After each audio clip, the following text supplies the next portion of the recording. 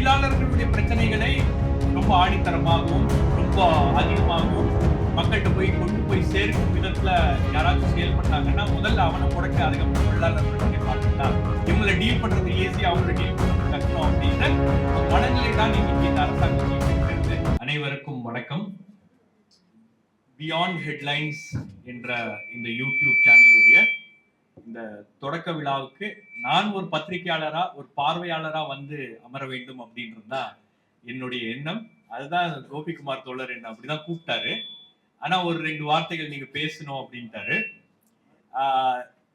என்னை பொறுத்த வரைக்கும் நான் பத்திரிகை துறையில ஒரு நீண்ட காலமாக இருக்கிறேன். கிட்டத்தட்ட ஒரு 20 ஆண்டுகள் ஆயிருச்சு நான் பத்திரிகை துறைக்கு வந்து. நான் பத்திரிகை துறைக்கு வந்த உடனே முதலில் காலடி வைத்த இடம் என்பது தீக்கதிர் பத்திரிகை அலுவலகம். அங்கிருந்துதான் என்னுடைய பத்திரிகையாளருக்கான அந்த பயணம் என்பது தொடங்குச்சு. நான் தீக்கதிர்ல கால் வைக்கும் போது, பத்திரிகை துறையில அடி எடுத்து வைக்கும் போது எனக்கு பரிச்சயமான முகங்கள் அப்படின்றது ஏஎஸ் தோழரும் ராம் அவர்களும். ரெண்டு பேரையும் பார்த்து அவங்கதான் வந்து நமக்கு ஒரு பெரிய இன்ஸ்பிரேஷன். பத்திரிகை துறையை பொறுத்த வரைக்கும் ராம் சாருடைய பணி, ராம் சார் செய்திருக்கக்கூடிய செய்திகள், அவர் ஹிந்து ஆசிரியராக இருக்கும் போது அவர் தலைமையின் கீழ் ஹிந்து இயங்கியது. கிட்டத்தட்ட அது வந்து ஒரு பாடம் எங்க எல்லாருக்கும். இன்னும் அவர் வந்து ஃபீல்ட் ஆக்டிவா இருப்பாரு. இன்னும் பல இடங்கள்ல பல்வேறு விஷயங்கள்ல அவர் வந்து அவருடைய ஈடுபாடு அப்படின்றது, ஒரு ஆசிரியராக இருக்கிறார், ஒரு பத்திரிகைக்கு சேர்மனாக இருக்கிறார் அப்படின்னும் போது எல்லா விஷயங்கள்லயும் வந்து அவருடைய ஈடுபாடு இருக்க வேண்டும் அப்படின்ற ஒரு எண்ணத்தோடு அவர் தினமும் ஓடிக்கொண்டிருப்பது நமக்கெல்லாம் வந்து கற்றுக்கொள்வதற்கு நிறைய விஷயங்கள் அவரிடம் இருக்கிறது.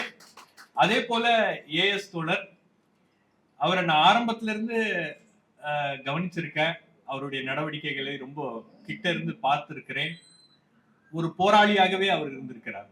அவர் பல்வேறு பரிமாணங்கள் அவருடைய வாழ்க்கையில் எடுத்தாலும், பல்வேறு பதவிகளுக்கு அவர் வந்திருந்தாலும், அவர் ஒரு களப்போராளி அப்படின்றதுல எந்த இடத்துலயும் மாற்று கருத்து இல்லை. அவர் களத்துல இருந்து தொழிலாளர்களுக்கான ஒரு குரலாக தான் அவர் இருக்கிறார். அப்படிதான் அவரை பிரசன்ட் பண்றாரு.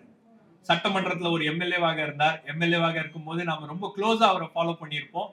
பட் அந்த சட்டமன்றத்திலும் தொழிலாளர்களுடைய பிரச்சனை, தொழிலாளர்களுக்காக குரல் கொடுப்பது அப்படின்ற பல்வேறு விஷயங்கள்ல அவருடைய கவனம் என்பது அந்த ஒரு விஷயத்தை சார்ந்துதான் இருக்கும் அப்படின்றதுல, அப்ப எந்த அளவுக்கு ஒரு கமிட்மெண்ட் அப்படின்றது அவருக்கு இருக்கிறது. நாம வந்து ஒரு ஒரு பாட்டாளி வர்க்கத்துக்காக பேசுகிறோம், அவர்களுக்காக குரல் கொடுக்கிறோம் அப்படின்னும் போது அந்த கமிட்மெண்டோடைய, அந்த இன்ட்ரெஸ்டோடைய இருக்கிறது அப்படின்றது ஒரு சாதாரண விஷயம் கிடையாது. ஸோ இதெல்லாம் வந்து அப்சர்வ் பண்ணி, இதெல்லாம் உள்வாங்கி, என்னை பொறுத்த வரைக்கும் எல்லாரும் யூடியூப் சேனல் ஆரம்பிச்சுட்டா பத்திரிகையாளர்கள்லாம் நாங்க என்ன பண்றது அப்படின்ற கவலை தான் ராம் சாருக்கும் இருக்கும், எனக்கும் இருக்கும். பட் இன்னைக்கு இருக்கக்கூடிய சமூக ஊடகங்கள் பெரிதாக இருக்கக்கூடிய இந்த காலகட்டத்துல இந்த மாதிரி யூடியூப் சேனல்ஸ், இந்த மாதிரி ஃபேஸ்புக் பேஜஸோ அல்லது இந்த மாதிரி பிளாக்ஸ், இந்த மாதிரி இண்டிபெண்டன்ட் மீடியா ஹவுசஸ் வருவது அப்படின்றது மிகவும் நல்லது. காரணம் என்னன்னா, உங்களுக்கு பல இடங்கள்ல நான் ஒரு கமர்ஷியல் நியூஸ் ரூம்ல ஒர்க் பண்ணியிருக்கேன். ஆங்கில சேனல்கள்ல, NDTVல, இந்தியா டுடே குரூப்ல, டைம்ஸ் நவ், எல்லா இடத்துலயும் வேலை பார்த்திருக்கேன். பல இடங்கள்ல வந்து அவங்க முதல்ல வேணாம் அப்படின்னு சொல்லக்கூடிய செய்தி எதுவாக இருக்கும்னா, CITU போராட்டம்னா வேணாம் அப்படின்றாங்க, கம்யூனிஸ்ட் கட்சிகளுடைய நிகழ்ச்சினா வேணான்றுவாங்க, இதெல்லாம் போகாதீங்க, இதுக்கு போங்க அப்படின்வாங்க. சோ அவங்களுக்கு வந்து அந்த தொழிலாளர்களுடைய பிரச்சனை, தொழிலாளர்களுடைய போராட்டம் அப்படின்றது ஒரு எடிட்டோரியல் பாலிசிலேயே அது இருக்காது. அந்த ஒரு ஐடியாவே அவங்களுக்கு இருக்காது. ஆனால் அதே CITU, அதே கம்யூனிஸ்ட் கட்சி வேறு ஒரு சமூக பிரச்சனைக்காக போராடுகிறது, அது அரசியல் காரணங்களுக்காக அது வந்து ஆளுங்கட்சிக்கு ஒரு தலைவலியாக மாறுகிறது அப்படின்னும் போது அதை லைவ் போடுங்க, அதை பெரிய விஷயமா செய்தியா போடுங்க அப்படின்னு சொல்லிட்டு அதை இது பண்ணுவாங்க. அப்போ எல்லா இடங்கள்லயும் வந்து தொழிலாளர்களுடைய போராட்டம், தொழிலாளர்களுடைய பிரச்சனைகள் அப்படின்றதுக்கு இடமே இல்லை அப்படின்றது யதார்த்தமான உண்மை. நீங்க பல கமர்ஷியல் நியூஸ் ரூம்ஸ்ல அந்த விஷயங்களை எல்லாம் வந்து கவனிப்பதற்கு ஆளே இல்லை. இந்திய அளவுல எனக்கு தெரிஞ்சு தொழிலாளர்களுடைய பிரச்சனைகளை பேசுவதற்காக பல்வேறு போர்ட்டல்ஸ் வந்திருக்கு. அதுல ரொம்ப சக்சஸ்ஃபுல்லா வந்தது வந்து நியூஸ் கிளிக்.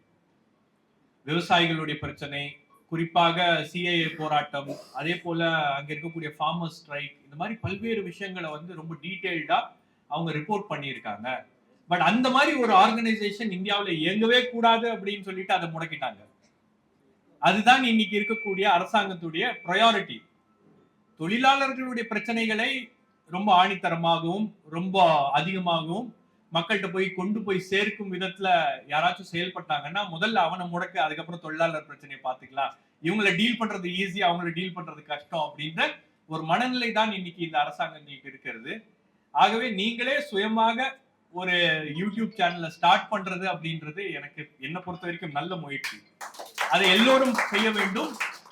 ஏன்னா இந்த யூடியூப் சேனல்ஸ் என்ன பண்ணும் அப்படின்னு, இப்போ மெயின் ஸ்ட்ரீம் மீடியால உங்களுக்கு ஒரு மணி நேரம் பேட்டி வந்து சிஐடியு சங்கத்துல அல்லது டிரான்ஸ்போர்ட்ல என்ன நடக்குது, அல்லது எலக்ட்ரிசிட்டி டிபார்ட்மெண்ட்ல என்ன நடக்குது, அல்லது இருக்கக்கூடிய பல்வேறு துறைகள்ல இருக்கக்கூடிய பிரச்சனைகளுக்கு இடம் கொடுப்பது இல்ல.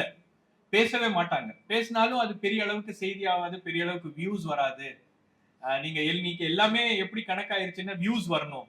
நீங்க ஒரு பேட்டி எடுக்கிறீங்கன்னா அந்த பேட்டிக்கு குறைந்தபட்சம் ஒரு 50,000 வியூஸ் வந்தாதான் அந்த பேட்டி சக்சஸ்ஃபுல்லான பேட்டி அப்படின்ற அளவுக்கு வந்து ஒரு ட்ரெண்ட் செட் பண்ணி வச்சிருக்காங்க.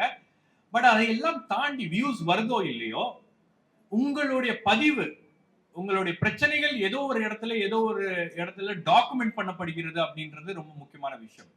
அதை பலர் செய்வதில்லை. அதை பலர் செய்ய மறுக்கிறாங்க. அப்போ அதை பலர் செய்ய மறுக்கிறாங்க அப்படின்னும் போது நாமே அதை செய்வோம் அப்படின்ற ஒரு முடிவுல இதை நீங்கள் செய்திருப்பது உண்மையிலேயே வரவேற்கத்தக்கது, உண்மையிலேயே பாராட்டுக்குரிய ஒரு விஷயம். இதோட மட்டும் நிக்காம இன்னும் பல யூடியூப் சேனல்ஸ், பல சங்கங்கள், பல அமைப்புகள் அதை தொடங்க வேண்டும். அதுல இருக்கக்கூடிய பிரச்சனைகள் நீங்களே பேசும்போதுதான் வந்து ஒரு சில சமயத்துல நமக்கு தெரியும் இவ்வளவு பிரச்சனைகள் இருக்கிறதா அப்படின்னு. தமிழ்நாட்டுல சாம்சங் ஊழியர்கள் கிட்டத்தட்ட ஒரு 20-23 நாட்களாக போராட்டத்துல உட்கார்ந்துட்டு இருக்காங்க. அந்த செய்தி உங்களுக்கு பெரிய அளவுல ஊடகங்கள்ல விவாதமாக வராது. முதலமைச்சர் அமெரிக்கா போய் பயணம் போறாரு, இன்வெஸ்ட்மெண்ட் பெறுவாரா இல்லையா, எவ்வளவு இன்வெஸ்ட்மெண்ட் வாங்கிட்டு வந்தார் அப்படின்றது ஒரு ஊடக விவாதமாக இருக்கிறது. ஆனால் சாம்சங் ஊழியர்கள் 20 நாள் மேற்பட்டு அவங்க வந்து போராட்டத்தை நடத்திட்டு இருக்காங்க. அது என்ன பிரச்சனை அப்படின்றத பேசுவதற்கு எந்த ஊடகங்களும் வந்து இன்னைக்கு தயாராக இல்லை. நாம நியூஸ் மினிட்ல அதை கவர் பண்ணி போட்டிருக்கோம். இன்னும் கிரவுண்டுக்கு ஒரு ரிப்போர்ட்டர் அனுப்பி இன்னொரு டீடைல் ஸ்டோரி பண்ணணும்னு பாக்குறோம். சோ எங்களை போன்ற இண்டிபெண்டன்ட் மீடியா ஹவுசஸ் இதை செய்கின்றது, இதை செய்ய வேண்டிய ஒரு தேவை என்பது இருக்கிறது அப்படின்ற அந்த புரிதலோட நாம இந்த விஷயங்கள் அப்ரோச் பண்றோம். பட் பல கமர்ஷியல் நியூஸ் ரூம்ஸ் அதை பண்றது இல்லை அப்படின்றது இன்னைக்கு இருக்கக்கூடிய சிக்கல். ஆகவே உங்களுடைய சேனல் மூலமாக பியாண்ட் ஹெட்லைன்ஸ் அப்படின்ற அந்த செய்திகளை கொடுப்பது மட்டும் இல்லாம அதை சுற்றி ஒரு கான்வர்சேஷன் உருவாக்கணும். ஒரு பிரச்சனை இருக்கு அப்படின்னா அந்த பிரச்சனை பேச்சு பொருளாக மாற வேண்டும். எப்போ அந்த பிரச்சனை பேச்சு பொருளாக மாறுகிறதோ அப்போ அதை பல பேருடைய கவனத்தை பெறும். உங்க பார்வைக்கு ஒரு செய்தி வருகிறது அப்படின்னும் போது நீங்க பார்த்துட்டு அமைதியா இருந்துடாதீங்க. இன்னைக்கு உங்க பார்வைக்கு ஒரு செய்தி வருதுன்னா அது ஒரு 10 பேருக்கு நீங்க ஷேர் பண்ணுங்க, ஒரு 20 பேருக்கு நீங்க வாட்ஸ்அப் குரூப்ல ஷேர் பண்ணுங்க. It can also be used as a platform to educate others, ஒரு create awareness of among other people. So இந்த விஷயங்களை நாம பண்ணணும். நாம வந்து மியர் பார்வையாளர்களாகவே மட்டுமே இருந்துடக்கூடாது. இப்ப எங்களை போன்ற இண்டிபெண்டன்ட் மீடியா ஹவுசஸ்ல எப்படி சர்வைவ் ஆகுது அப்படின்னு கேள்வி கேட்பீங்க. நாங்க ஒவ்வொரு வீடியோ போடும் போதும், ஒவ்வொரு பதிவு போடும் போதும் நீங்க வந்து ஒரு பெய்ட் சப்ஸ்கிரைபராக மாற வேண்டும் அப்படின்ற ஒரு கோரிக்கையை வைக்கிறோம். அதற்கு காரணம் என்னன்னா, if you face we will serve you. யாரோ ஒரு அட்வர்டைஸ்மெண்ட் கொடுக்குற ஆளு பே பண்ணாங்கன்னா எங்களுக்கு பல நெருக்கடிகள் அப்படின்றது வரும். சோ ஒரு இண்டிபெண்டன்ட் தளத்துல இன்னைக்கு இந்த சேனல் வந்திருப்பது, அதுவும் ஒரு சங்கத்தோட பேக்கிங்கோட இது வந்திருப்பது உள்ளபடியே எனக்கு வந்து ஒரு மிகவும் மகிழ்ச்சியான ஒரு விஷயமாக இருக்கிறது. உண்மையிலேயே இது ஒரு புதிய முயற்சி.